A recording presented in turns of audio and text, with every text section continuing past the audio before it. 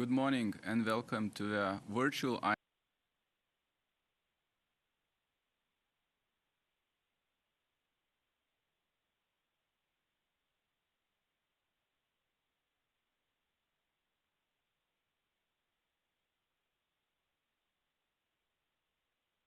IMF press conference on regional economic outlook for sub-Saharan Africa. My name is Gediminas Vilkas and I am with IMF Communications Department. I'm very pleased to introduce you Mr. Abebe Amro Selassie, who is the IMF Director for African Department. He will give an opening remarks and then we'll have time for questions. Now, thank you very much for submitting your questions online. Just reminding that you have two options how to do that. You can do it through IMF Press Center, just sending a message to us, or you can do it live yourself through WebEx video platform. Just raise your the hand there and somebody will come back to you for the questions. So without further ado, I give the floor to Abe. Please go ahead. Thank you, Gediminas. Good morning from Washington. Thank you all for joining us today for the release of our October Regional Economic Outlook for Sub-Saharan Africa. I would like to use this opportunity to provide you with an update on how the COVID-19 crisis is impacting the region, the economic outlook, and the policy challenges that we see for the coming months. On the health side, the onset of the pandemic was delayed in sub-Saharan Africa, and infection rates have been relatively low compared to other parts of the world. But limited testing could be masking the true scale of the pandemic. And like many others, our view is that there is absolutely no scope for complacency in dealing with this pandemic. For one, the overall low numbers mask quite a bit of variation in how the pandemic is unfolding in the region. While many countries are past the infection peaks, others have seen a recent surge in the number of cases in recent weeks. And indeed, the resurgence of new cases in many advanced countries and the specter of repeated outbreaks across the region suggests that the pandemic will be likely with us for some time, and so is something to continue to be treated with quite a bit of vigilance. And again, notwithstanding the overall good outcomes, we see no room for complacency in this area. On the economic front, as we've been reporting for the last several months, the pandemic really has been quite devastating to the region. In just a few months, the crisis has jeopardized years of hard-won development gains and upended the lives and livelihoods of millions of people in the region. Regional activity dropped abruptly and quite sharply in the second quarter. In more recent weeks, we've seen a cautious reopening of economies and more of a forward-looking policy posture to ignite growth. And with the loosening of containment measures, somewhat higher commodity prices, and the easing of financial conditions, there are tentative signs of a recovery in the second half of 2020. Overall, our growth expectation this year is broadly unchanged from June. We expect economic activity for sub-Saharan Africa to contract by 3% this year. No country has remained untouched by the crisis. The largest impact on growth this year will be on tourism-dependent economies, but oil exporting countries in the region, other commodity-intensive countries, have also been hit hard. And growth, even in the more diversified economies, will also be significantly impacted this year. For 2021, we do expect a recovery, albeit modest, with growth accelerating to about 3.1%. And beyond that, we expect the recovery to be quite gradual and fairly uneven. The entire region is not expected to return to its 29 level of output until 2022. And for some of the region's largest economies, real GDP will not come back to the pre-crisis level until 2023 or 2024. And this growth will translate into quite significant decline in standard of living as measured by real per capita GDP. Over 2021, a contraction of around 5%, which is significantly larger than most other parts of the world. On policies going forward, policymakers face quite difficult trade-offs. Where the pandemic continues to linger, the priority remains, of course, to save lives and protect livelihoods. And for countries where the pandemic is under more control, using fiscal and monetary policy to support the recovery has to be balanced with the need to keep an eye on debt sustainability and external stability. Financial regulation and supervision needs to help crisis-affected banks and firms, but without compromising, of course, the financial system's ability to support long-term growth.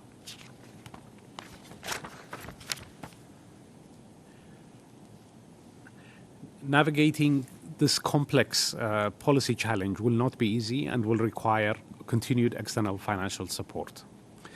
Without further external assistance, many countries will struggle to maintain macroeconomic stability while meeting the basic needs of their people. Indeed, Sub-Saharan Africa faces significant financing gaps. Much will depend on how private financing flows behave, but if they were to remain below pre-crisis levels, they're likely to remain below pre-crisis levels, and even taking into account existing commitments from international financial institutions and official bilateral creditors, the region could face a gap of as much as $290 billion between 2020 and 2023. For our part, the IMF has moved swiftly and dispersed about $17 billion so far in 2020, about more than 10 times the normal amount we disperse each year. And this money, of course, has been intended to cover the region's near-term needs and to catalyze additional support from the rest of the international community. Private financing conditions continue to remain strained. As in many other emerging market countries, the region has seen quite a lot of capital outflows at the onset of the crisis, and unlike other parts of the world, capital has been very slow to return. We are seeing some signs of return of private capital flows, but nowhere near the levels of previous years. Closing this financing gap will require a combination of additional concessional financing, timely debt relief in those countries where debt is unsustainable, and transformative reforms to attract private investment. I want to stress that, despite the crisis, the potential of the region and the resourcefulness of African people remains intact and should enable recovery and development gains in the long run. Tapping this potential will be vital for the region to find its way back to a path of sustainable and more inclusive development. Priority reform areas in the coming months include domestic revenue mobilization, promoting digitalization, facilitating greater trade integration, fostering competitiveness, and climate change mitigation investments. Alongside, of course, countries need to continue to improve governance, improve transparency, and facilitate better private investment conditions to engender a strong recovery. None of this will be easy, but I know from my conversations with policymakers in the region in recent days that most, if not all, are committed to working diligently to tackle these reforms. Thank you for your attention, and I'm happy to try and answer your questions. Thank you very much, Abi. So now we are going to the Q&A session, and we'll be joined through WebEx by Joe Bavia from Reuters with his question. Joe, can you hear us?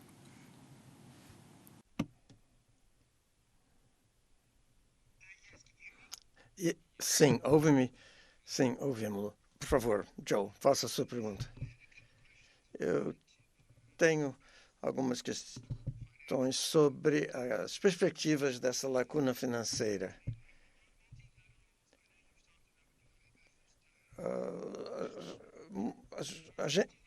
As organizações multilaterais contam sempre o que elas fazem, mas Banco Mundial, Fundo e mesmo outras organizações privadas estão a fazer o suficiente para isto? E, se não, o que mais podem fazer? E, com relação aos credores privados, qual seria o papel deles? E quais são as repercussões reais para a vida de todos se essa lacuna financeira não for fechada? Muito obrigado. Os números agregados que falamos, 290 mil milhões que falamos nos próximos 3 anos, bom, temos que fazer estimativas país por país. A incerteza é tanta que todos esses números não são lá muito seguros. Bom, se os números aumentam ou baixam, vai depender como os fluxos de capital privado evoluem nos próximos meses. Isto varia de país para país. Mas, em geral, o que vemos é que há um esforço concertado e grande dos países para promover esse investimento privado. E todas as instituições financeiras internacionais, bancos de desenvolvimento, nós e outras, todas essas instituições querem apoiar os países caso estes fluxos de capital privado não se materializem. Bom, a forma que esses fluxos vão tomar depende da capacidade dos países de ter mais dívida, não é? De contrair mais dívida, se isto é sustentável ou não. Há muitos fatores que entram em jogo aqui. Mas, na ausência desse tipo de apoio aos países, o que aconteceria seria menos investimentos, menos consumos nos próprios países, o que prejudicaria muito uma recuperação forte, que é o que nós queremos aconteça nesses países. Mário Batista, da Lusa. Ele faz a pergunta através da Webex. Faça a sua pergunta. Muito obrigado. A primeira pergunta é sobre a Zâmbia. A inadimplência da Zâmbia poderia ter efeito para toda a questão da dívida para toda a região? Porque se os bancos estão procurando um alívio privado da dívida,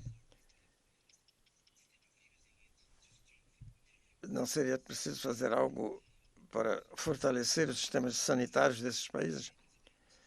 A outra pergunta que eu tenho é sobre este número de 290 mil milhões. Mas já respondi a essa pergunta, então vou passar a outra pergunta, a esta relativa ao Moçambique. Acha que Cabo Delgado, os ataques lá no norte, vão desencorajar o investimento privado e ameaçar a estabilidade macroeconômica do país? O grupo terrorista amplia as suas operações para a Tanzânia e para a República Democrática do Congo. Será que isto vai se transformar numa preocupação regional que pode afetar a estabilidade macroeconômica da região da África Austral? Muito obrigado. Com relação à Zâmbia, mesmo antes da pandemia e da crise econômica que a pandemia provocou para toda a região e para o resto do mundo, a dívida já estava numa trajetória insustentável, isto é bem conhecido. E vimos que os mercados faziam uma diferença entre os ativos da Zâmbia e os outros ativos, ou outras classes de ativos. Nós esperamos que isso continue a ser o caso daqui para adiante. Nem todos os países são tratados da mesma maneira, pois há uma diferenciação não só em relação à dívida, mas também às trajetórias das políticas que esses países escolhem. Isso que nós vimos até agora, esperamos que isso vai continuar a acontecer, como em outras regiões também. Os países que não procuraram alívio por parte do setor privado, em justa posição a esta iniciativa de redução de serviços da dívida, esses países precisam de um espaço. É por isso que nossas instituições insistem que devemos fazer mais. Esta mensagem continua ainda válida para que os países tenham um espaço financeiro para atender às suas necessidades. O que acontece em Cabo Delgado, naturalmente, é algo que muito nos preocupa, e também em outras regiões da África subsaariana já se vê insegurança, situações de insegurança que podem contagiar, passar para outros países. Por exemplo, o que está a acontecer na bacia do Lago Chad, com o Boko Haram, e também em os desafios de segurança no Mali, que contaminam a Nigéria, a Burkina Faso e grandes partes do Sahel.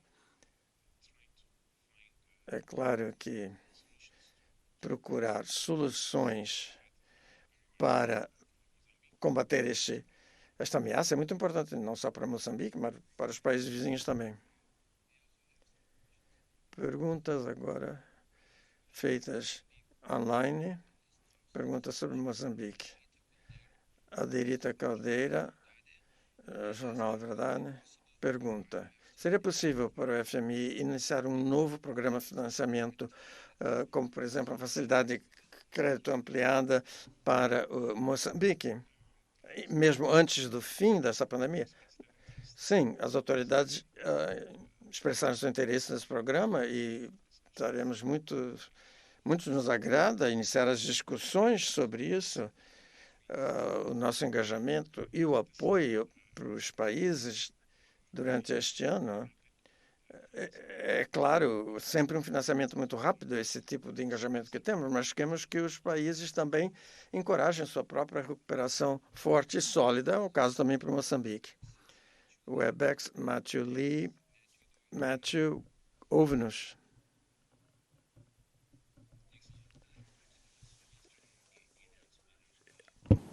Continued disbursement to Cameroon. And obviously it's a country in a lot of need, but there are a lot of issues that have arisen, not only about human rights issues and the refoulement of people that have fled the country due to conflict in the Northwest and Southwest, but also some alleged corruption in the distribution of COVID-19 aid. So I'm wondering if you can kind of, as you can say, how do the general principles of ensuring that this aid actually helps people, how are they implemented generally and specifically in Cameroon? And just finally in Côte d'Ivoire, there's some controversy around the possible third term of your alumni, Alassane Ouattara. Without getting into the politics of that, what's been the impact of the pandemic on Côte d'Ivoire, and what are your views on its prospects going forward? Thanks a lot. Thanks. On Cameroon, of course, conditions remain very difficult socially, economically as a result of the pandemic. And yesterday, actually, we went to the board for disbursements there. On almost all of our operations with countries that we've been doing in the context of the Rapid Credit Facility, we have been asking the authorities to, number one, explain what the resources are being used to, and then number two, use their institutions, and if the institutions are not strong enough, external auditors, to show that those resources have been used for the intended purpose. I think already, and also, a third element of this is that beneficiary owners of the companies that are being awarded contracts are published. So already, yesterday there was some reporting. If you look at the staff report on Cameroon, on the, on how the resources from the first disbursement were used, and also, of course, the beneficial owners of companies for those benefits. So there's already some reporting, and this is something that we're working diligently to get into the public information. We strongly believe that not only is governance important, for countries benefit, but also what we can do is bring about a lot of transparency in terms of how resources are used. This is a core function that we do through our work in helping strengthen countries' public finance management systems. But at a time like this, I think when resources are being provided quickly, it's really important also that there is transparency in how these resources are being used. We want this information to be in the public domain so that civil society organizations, anti-corruption agencies can all scrutinize how these resources are being used. And this is an area of work we are very, very diligently following on. And that's our contribution to making sure that there continues to be improved governance. Great. Cote d'Ivoire. The WAMO region more broadly has seen, even within the African context of limited infection levels, the WAMO overall has seen even lower, at the low end of infection rates. So in terms of the direct infection numbers, even controlling for testing being low, it seems that the number of COVID cases has remained low. So that's very encouraging. And we've also seen overall in the WAMO, fairly strong somewhat stronger economic outcomes than elsewhere in the region on account of a bit more diversified economic structures that countries have. But again, even there, we're looking at, very anemic or even negative real per capita growth rates, including in Cote d'Ivoire. So the conditions remain fairly weak, and they continue. Much of what I was saying earlier, the policy challenges remain as challenging as elsewhere. Thank you, Abdel. Next question goes to Simon Ateba. He's from Today's News Africa. So, Simon, do you hear us?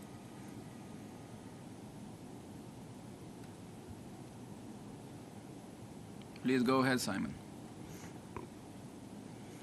We can't hear you. We hear you. From Today's News Africa in Washington, D.C. We are seeing instability in Nigeria right now. There are mass protests everywhere. People are protesting against not just police brutality, but also unemployment, poverty, and we've seen other instability in Ethiopia. I don't know if you can, I was wondering if you can comment on the Nigerian economy and how this instability and protests will affect the economy, and whether you also anticipate such mass protests to expand all across Africa. And finally, I was also wondering if you can comment on the impact of the debt African countries have received during this pandemic, and if you are satisfied with the money that has been used so far. Thank you, Simon. So on Nigeria and the protests, I mean, it's of course very difficult for me to comment on, not suffice it to say that economic conditions in Nigeria, of course, for the last 4 years or so have been very difficult. In the wake of the decline in oil prices in 2015-16, since then, the growth has been quite anemic. There's been a lot of pressure on standards of living. So there has been this dislocation. As always, when you have these kind of economic difficulties, social protests are not uncommon. I think this is exactly why we've been, on the record in Nigeria about how really critical it is to get all of the policy-induced barriers out of the way to facilitate stronger economic growth, for the government to do more to raise revenues, to be from non-oil resources, to be able to invest in health, education, which would allow people to be more successful at getting jobs, but also improve the economy's potential. So I think that development agenda that Nigeria has, I think, has to be tackled with gusto and vigor, so that the millions of jobs that the country needs can be created. And I think that agenda remains very pressing. On overall the debt issue, I'm not sure if you're referring to the lending that we've been providing or the level of debt pre-crisis. I think I addressed that, the pre-crisis level of debt earlier, but in terms of the money we've been providing this year, a core function of the IMF, of course, is that when countries no longer have access to the usual forms of financing that they have, development financing or private market financing, IMF is the one that steps forward. And at a time of crisis like this, it is the raison d'etre. It's why the IMF exists, to come help countries, sovereigns in distress, while they are correcting their economies to go back to normal forms of financing. So the financing we've been providing is critical. It's an important lifeline. What we're asking countries to do is that show that these resources have indeed been used to save lives and livelihoods. Thank you, Abe. I think that answers the questions. Now we have a go to the next question, and this is for Alonso Soto. He is with Bloomberg. I think he has also a question on Nigeria. So Alonso, go ahead. That's correct. I just have a quick follow-up and then a few other questions. The quick follow-up on Nigeria is just I want to understand if the administrations can affect the fund's projections for this year and next year, economic projections for Nigeria, and how do you measure that impact? What are the factors with this kind of demonstrations that the fund will look at? And a couple of other quick questions is, I wanted to see if you can give me an update on the situation in Congo, Brazzaville. The government yesterday said that it planned to settle about 300 billion CFA franc in domestic debt. So I'm wondering, what is the status of the conversations with the fund and the country, and also the renegotiation of its debt with trading houses? And just one final thing, I'm wondering if the fund has any projections for debt relief to Sudan if the country is indeed removed from the terrorist list by the United States. Thanks. Thanks, Alonso. On the growth projections in Nigeria, these protests happened, of course, after we had closed after the period where the data we looked at in making the growth projections for this economic outlook. And much will depend really on how these protests evolve. Lagos, of course, is a very important economic hub and contributes quite a bit of economic activity to overall Nigeria activity. So if these persist and are showing significant effects on economic data, we will internalize them in due course. On the Republic of Congo, discussions are still ongoing on how we can provide them with rapid credit support. The barrier to this has been really the debt sustainability situation. In the wake of the decline in commodity prices in 2015-16 and oil prices, of course, debt was unsustainable. They were in the process, they had initiated discussions both with official bilateral creditors, but also oil traders, to get a haircut that would allow debt to be brought back to a sustainable level. Those discussions are still ongoing, unfortunately, and there is no resolution there. And now, of course, in the wake of the pandemic, it's even more pressing that Congo creditors provided the required debt relief, and we'll be working as hard as we can to facilitate those discussions, and also once that goes through, try and find a way to support the country. Sorry, I'm very sorry, but Sudan is actually in our Middle East department, so I'm not briefed on it. But we can get back to you with an answer to your question, Joe. Okay? Thank you, Abe. I think there's one more question on Nigeria. It's coming from the, just a second, the name was... Nume Ekege, and so he is also joining us through WebEx. Please, Nume, go ahead. Okay, hi. My question is still on Nigeria. You mentioned earlier, I mean, someone had asked a similar question, what I wanted to ask on growth projections on Nigeria. But however, is this something of concern? Because I think we're just saying how it would affect the country's economy, one. But it's also IMF looking at the funding they've been funding towards Nigeria, and if it's been directed to a wrong use, especially now that there are reports of protesters being harmed by the government. So, you know, I think I answered the question on the economic effects earlier. It's too soon for us to know the implications and internalize that. Are we concerned? I mean, of course, we're always concerned when we see protests, particularly ones that are difficult, like the ones in Nigeria at the moment, but also anywhere in the world, right? So, you know, we hope that there will be a satisfactory resolution there. And as for the support we provided Nigeria earlier this year, I mean, again, this support, of course, is to help to try and cushion the awful effects that this pandemic and the economic crisis that has unfolded has had on Nigeria. It's led to a massive decline in tax revenues, important need for the government to spend resources on health, education, and other important areas at a difficult time like this, and that's what the resources were intended for. And I think the government has committed to both provide us with an explanation of what the resources have been used for, and you know, audits of how that has been used in due course, and we look forward to that in the coming months.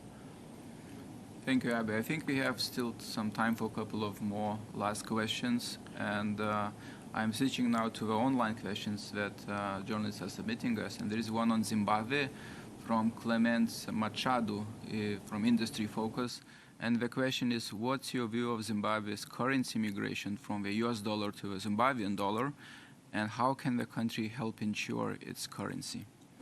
Thank you. Okay, thanks. I think we, of course, recognize the reasons why the government decided to do this change. But I think fundamentally in Zimbabwe, what's really needed is a period of very strong reforms that will facilitate a dialogue with the country's international creditors, but also domestically to make sure that there is, consistency in policies in the monetary sphere and the fiscal sphere, so that there is confidence in whatever currency the government is using. Absent that confidence that the government policies are coherent, and there will not be a reversion to the unfortunate periods of hyperinflation that Zimbabwe has suffered through, whatever arrangement there is will fail.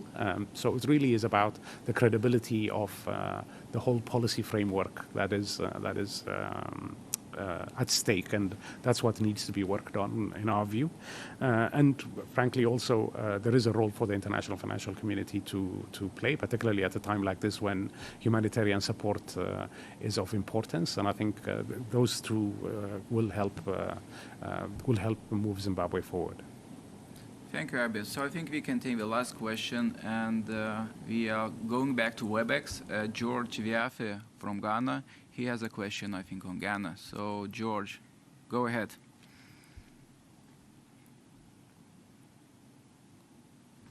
So, can you hear me?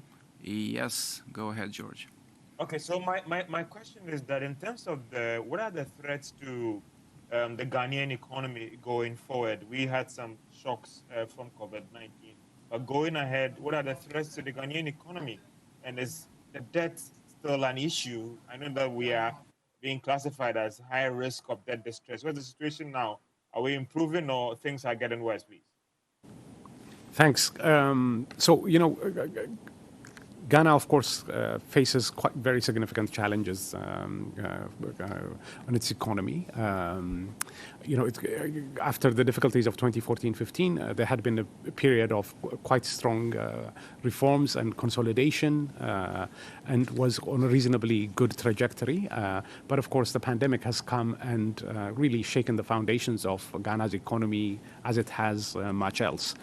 This year, the policy response has been very supportive, as needs to be the case. But going forward, it will be very, very important to make sure that that policies revert back to making sure that there is much more of a focus on keeping debt stable and bringing it down gradually. So I think much will depend on how quickly this policy recalibration takes place. And given how high debt levels were in Ghana, I think the quicker that's done, the better. So I think the government is of the same view, and effecting those reforms will be of paramount importance. As you know, in all our conversations in Ghana, in our comments in Ghana, we've been saying, it's really important that we strongly supported the government's vision of, as the president has been saying, Ghana beyond aid. That's absolutely the right vision. And of course, that aid has to be replaced by tax revenues and other permanent domestic sources of financing rather than debt. And so effecting that transfer is really what's going to be key. And we'll be working with the government through the Article 4 process to provide technical advice, whatever the government needs. Thank you.